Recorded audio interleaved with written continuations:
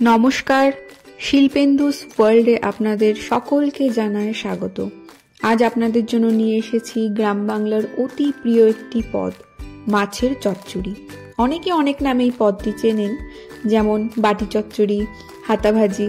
এমন নামকরণের কারণ রান্নার শেষে অবশ্যই বলবো। প্রথমে আমি এখানে 5 পিস মাছে লবণ হলুদ মাখিয়ে নিয়েছি। কড়াইতে সর্ষে তেল গরম করে মাছগুলি দিয়ে সেগুলিকে উল্টে পাল্টে বেশ ভালো করে ভেজে তুলে নেব। কাঁচা মাছ দিয়েও রান্নাটি করা যেতে পারে, সেটি আরো সুস্বাদু হয়।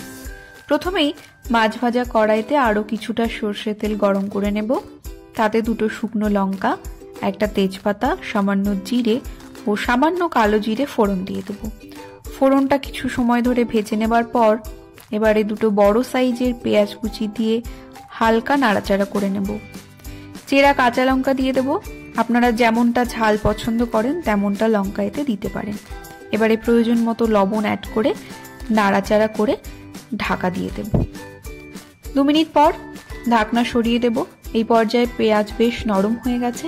এরপর এতে অ্যাড করব হলুদ গুঁড়ো, লঙ্কা গুঁড়ো, সামান্য জিরে গুঁড়ো। এগুলিকে বেশ কিছুক্ষণ ধরে নাড়াচাড়া করে নেব। মশলাটা বেশ ভাজা হয়ে এলেই এই পর্যায়ে আমি এখানে ভেজে রাখা মাছগুলোকে অ্যাড করে দেব। কাঁচা মাছ দিয়ে রান্না করতে চাইলে এই পর্যায়ে কাঁচা মাছগুলিকে এর মধ্যে দিয়ে দিতে হবে। এবারে মাছগুলিকে একটু ভেঙে ভেঙে নেব। কম কাঁটাওয়ালা মাছ হলে বেশ ভালো হয়। ভালো একটা পদ খেতে গেলে একটু কষ্ট করে তো কাঁটা বেছে খেতেই হবে, তাই না?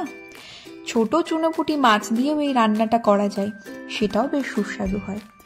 এবারে মাছগুলিকে ভাঙা হয়ে গেছে, নাড়াচাড়া করে নিয়ে ঢাকনা চাপা দিয়ে রেখেছিলাম বেশ 4 মিনিট মতো।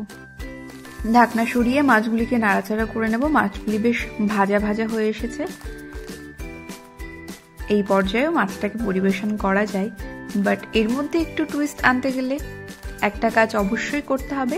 আমি এতে দিয়ে দেব 1/2 কাপ মতো জল এবং নাড়াচাড়া করে আবারও ঢাকা দিয়ে মাছটাকে বেশ কিছুটা সময় ধরে রান্না করে নেব লো ফ্লেমে। 5 মিনিট পর ঢাকাটা সরিয়ে দিলাম। জলটা শুকিয়ে এসেছে, অর্থাৎ আমার রান্নাটা কমপ্লিট হয়ে গেছে।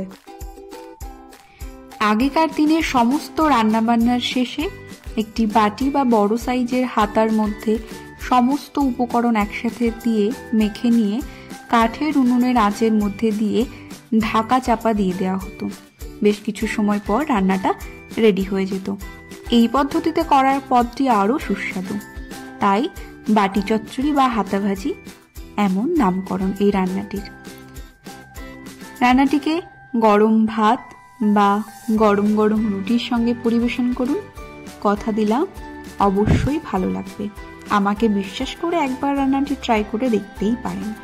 আমার ভিডিওটি ভালো লাগলে লাইক, কমেন্ট এবং শেয়ার করে পাশে থাকবেন। সাথে আমার চ্যানেলটিকে সাবস্ক্রাইব করার অনুরোধ রইল। নমস্কার।